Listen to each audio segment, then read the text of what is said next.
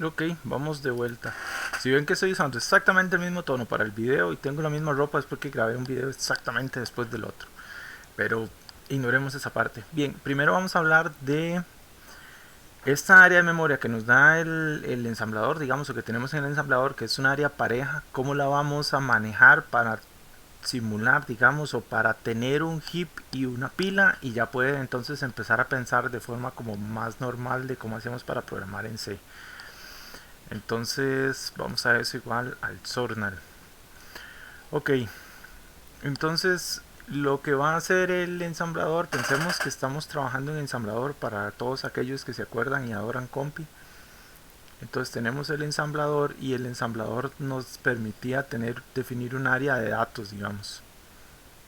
Ok, esa es la parte dinámica. Y lo que vamos a hacer es que vamos a dividir esta cosa en dos. O bueno, eh, creo que eso es como tomarse una libertad literaria que está como muy allá. Tenemos esa área de memoria y vamos a tener punteros o obviamente direcciones de memoria.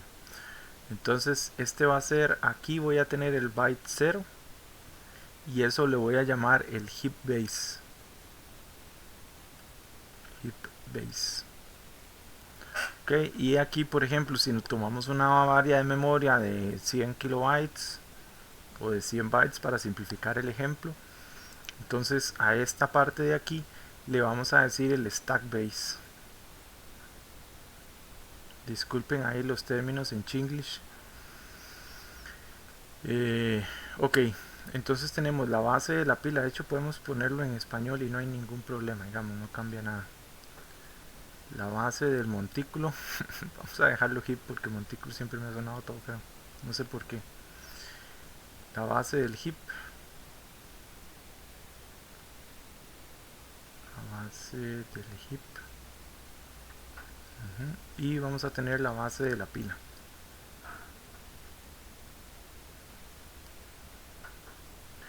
¿A qué le decimos base? Al inicio. Entonces cuando estamos, ay señor, ¿cómo me está costando con esto? Vamos a ver si ahí ya no se me mueve más. A la base de la pila. Entonces esto le vamos a llamar, le vamos a poner ahí típicamente sus iniciales para después no tener que estarlo poniendo todo y se las pongo en inglés porque el resto del ejemplo lo tengo en inglés. Y entonces vamos a ver que el heap voy a tener una línea acá que es divisoria. No es una línea fija. Esta línea de aquí me va a dividir el heap o el stack o la pila, pero va a ir dependiendo de cómo vaya requiriendo yo los datos. ¿Por qué? Porque los datos del heap los voy a ir acomodando de aquí hacia acá y hacia abajo conforme yo los vaya necesitando. Igual la pila los voy a ir acomodando de aquí hacia acá y de acá hacia allá. Entonces el área de esta cosa, esa línea se va a mover para arriba o para abajo dependiendo de la necesidad que yo tenga. Entonces si tengo un montón de variables globales que dejé sin hacer free, entonces se va a ir consumiendo esto, me va a llegar a llenar la pila y eso me va a dar problemas ahí. Entonces, porque si en algún momento se llena la pila me da un error. Por ejemplo en Python, ¿se acuerdan que les daba el error de recursion too deep cuando hacían una recursión infinita?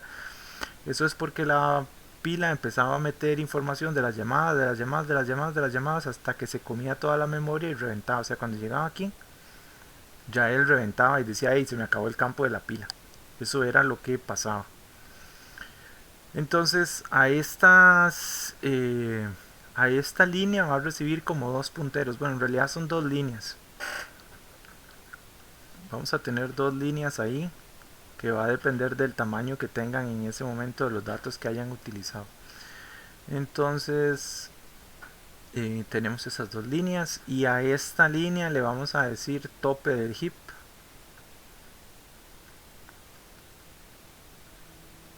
y a esta tope de la pila.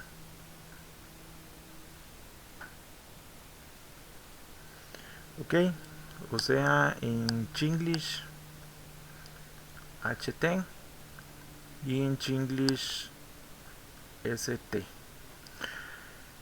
Ok, ¿por qué es importante esas áreas? Porque eso quiere decir que cuando estemos trabajando con nuestro compilador vamos a tener que definirle un área para que almacene el valor del HB, un área para que almacene el valor del HT, una para que almacene el valor del ST y otra del SB. O sea, además del área de memoria que tenemos ahí en pantalla, necesitamos almacenar estos lugares. Entonces, si sabemos que el HB va a empezar en 0 y que siempre va a estar en 0, que el SB va a empezar en 100, digamos, dado este ejemplo, y siempre va a estar en 100, y los que se van a ir moviendo y restando van a ser la pila y el área del montículo o el área del heap.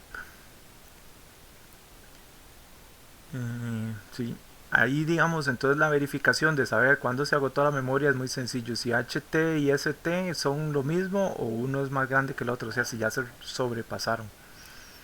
Entonces eso les va a dar ese espacio. Bien, ahí nada más hay que comentar algunas cosas adicionales que me imagino recuerdan de sus lecciones de C, C++ o de cuando han estudiado C y C++. Es que... Ay, pucha, se me olvidó, denme un segundo. Bien, la anotación final sería que... Y vamos a ver si proponemos en otro color. Esta parte de la pila, la asignación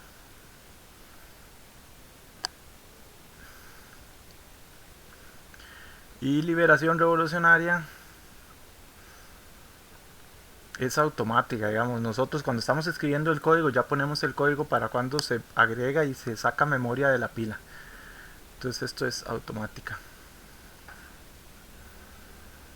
En cambio, en el área del montículo, que es la de la memoria, si estamos pensando en un C, digamos, esta cosa va a ser manual.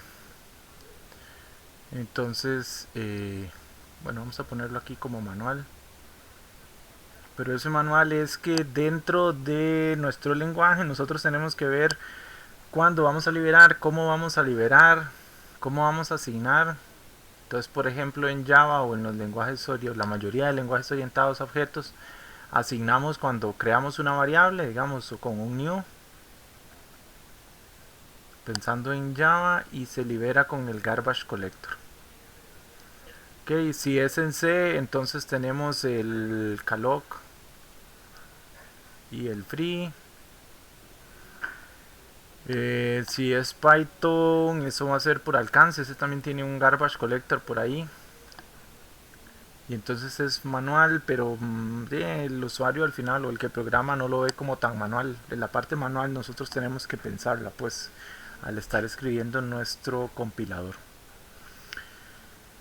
Bien, eso sería todo con respecto a cómo lo vamos a distribuir, y en el siguiente video vamos a hablar sobre cómo vamos a manejar la pila ya para empezar a meter funciones, para ver cómo vamos a organizar la pila y cómo se va a estar organizando la pila para meter las funciones. Entonces nos vemos en el siguiente video.